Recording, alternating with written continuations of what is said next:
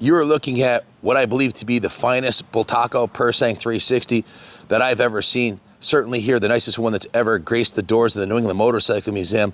This is an absolute diamond. Any of you Bultaco aficionados who think I'm incorrect about anything here, please mention in the comments. But the pedigree on this is second to none, and it's loaded top to bottom with brand new N.O.S. parts.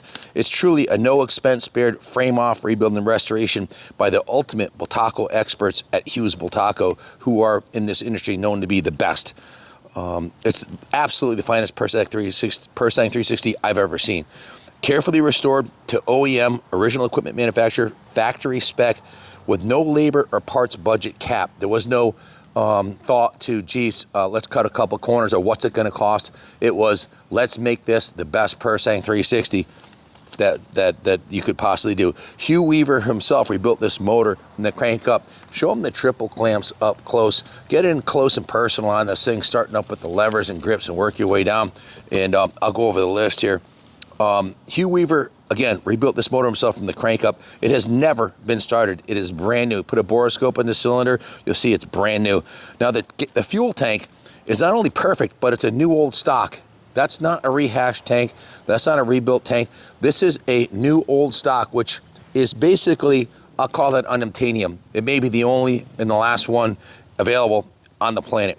The side panels are brand new N.O.S. side panels with their original correct factory graphics. In fact, I've never even seen this proper Pursang decal on it. I've seen the Bultaco decal, but that's an original, made in Spain diamond. The Bultaco gas cap is brand new. The breather line is brand new.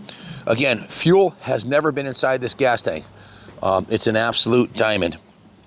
It is a certified museum piece, and it's on display in the New England Motorcycle Museum. Our opening day was today, and if you look to your right, you'll see one of the nicest Penton KTMs you'll ever see, and you'll see one of the finest OSAs built by the #1 OSA restoration, Jim Hollerick. This was built by Chicago Jerry, and this was by Hugh Weaver. That Rickman over there, we're restoring ourselves right now. But back to this Bultaco.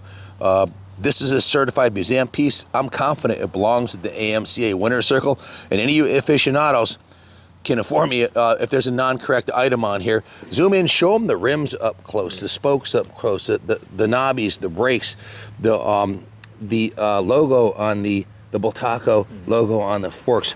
Go over the nooks and crannies of this bike, because that's where the magic is. It's a matching numbers, frame number HB-121016401, engine number HM121016401. A complete frame-off restoration. Case is split by Hugh for a total engine rebuild. It has all new bearings, all new seals, all new shims, brand new clutch, any moving parts inside the engine that would show any evidence of where were replaced. It also has a new intake boot. Show them the engine cases underneath the carburetor. The careful attention to detail that went into polishing these engine cases is spectacular. Show them the N.O.S. factory expansion chamber, that exhaust. Now, these are notorious for getting bashed in. Show them the bottom of it. Guys, this is not a rehashed exhaust system. This is a brand new N.O.S. exhaust system, which is the true definition of unobtanium. Where on God's green earth are you going to find a 50-year-old motocross bike, brand new, original equipment expansion chamber? And what would it cost? What would it cost you to buy the tank and side panels, if you could even find them? Thousands of dollars. Same as the exhaust. Just those two components, the tank and side panels, and the exhaust alone would be a fortune, not to mention the seat and all the other N.O.S. parts on here. Every gasket on the bike is new. Every seal on the bike is new. The engine cases, if you show them the bottom, the sides closely, they've been polished to a mirror finish. It has a new shift lever and a new shift rubber, as you can see. And the carburetor was upgraded to a Mikuni Sudco carburetor, much better than the original.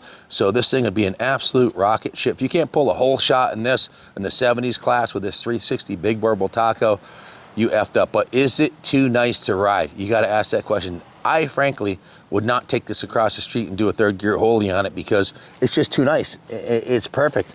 If I scratched it, I'd want to cry myself to sleep. Why? Well, I have plenty of bikes that we ride here. This one, if you buy this bike and you want me to demonstrate riding it, I'm your Huckleberry. Just ask me once. I'd love to ride it, but it's too freaking nice. If I did run it, what I'd want to do is I wouldn't want to put the fuel in the tank, even though everything's brand new. I want to keep, there's never been fuel in that tank or through the petcock or through the fuel lines. I'd run a umbilical tank. But if you want me to put fuel in it and you buy it, and you want to see it wheelie all the way up the driveway here, or just putt around slowly, I'll respect your wishes. It's a diamond. Even the tires, check out the Pirelli tires, front and rear, new tubes, rims polished, new spokes, new wheel bearings, new chain, new sprocket, all new hardware, just absolutely freaking beautiful. The fuel tank was direct from Spain, 5-speed gearbox, new fuel petcocks, new side panels. The seat is a new old stock seat. It also has new handlebars, new control levers and perches, new control cables, new rear shocks. Zooming on them shocks, showing them shocks, brand spanking new. The original Akron aluminum rims have been sanded and polished to a brilliant shine. They're absolutely spectacular. And the decal, show them the decal on it. You're right on it. You're right on it. There it is. That's a reproduction or a replacement Akron sticker. Just beautiful. The spokes are stainless steel, as are the nipples, and the Pirelli MT16 Garrocross tires grace the front and rear rims, have new tires, tubes, and rim strips. New period correct front and rear fenders. Zoom in on this rear fender right here. Show them this. This is a Ganelli, made in Spain. This isn't some Preston. Somebody actually put a fingerprint on this. If I saw somebody do that, we have a saying in the shop here, if you do something really stupid, you got to punch yourself in the throat. And this would be a definitely punch yourself in the throat pretty hard. You shouldn't be fingering this with your greasy palms. But I'll make sure that gets cleaned with a little glass cleaner. So, where did I leave off? Period correct front and rear fenders. The front fender, if you take a zoom in on that, that is a Preston Petty Mutter. The rear is a Gorelli. If I pronounce that properly, I don't know. Ganelli, Goneli, made in Spain. Anyways, new heavy-duty final drive chain, new sprockets, new front and rear sprockets. The bike has been in climate-controlled storage since restoration. It has not been started. If the new owner wants us to start it, like I said, we can do so. Our labor rate is $150 an hour.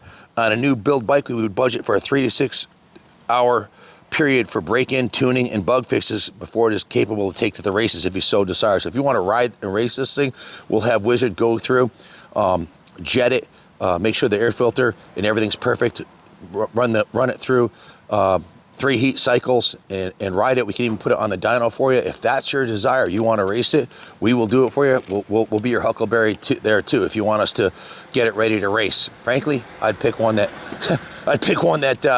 has a little wear on it and keep this one for show. But if you want it to go, it's ready to go, man. And I would understand that if you did that. I had multiple $20,000 motocross bikes that I would build every winter and then destroy them every summer. And people are like, you're gonna ride that? I'm like, hell yeah, that's why I built it. So if you want to ride it, I totally understand. It's a diamond. So it's capable of competing at national vintage MX events. And some would argue it belongs on a pedestal instead of the dirt, but that's up to you. Your wish is our command if you buy it. Right now, it's ours, and it's on display in the New England Motorcycle Museum. We opened today. This will be the centerpiece in the motocross display on the 3rd floor, along with the Penton and the Osa and the Rickman and some others that we have on display here. That's a Montesa Osa right there. So the model number, it's a 121 Pursang. It's a 360cc big bore 2-stroke enduro, top shelf Spanish workmanship, fit and finish, big bore 2-stroke power with the weight of a 125. Built to conquer the toughest tracks. It's a great handling bike. It has a tubular steel double cradle frame at the bottom, lightweight wheels, excellent brakes, still capable of winning races and championships in the vintage class on this 50-year-old Bultaco 360. Incredible machine. So honored to have this here. I don't suspect it'll be here long. If you're interested in purchasing it, my son, Kenny Jr., handles all sales. Give him a call, 860-454-7024. We offer financing. We do take trades, and we will ship it anywhere in the world for you. We do ship bikes worldwide. 100% positive feedback on eBay. This is exactly what we said it is, and you can rest assured. Good luck bidding on it. God bless Spain, and God bless America.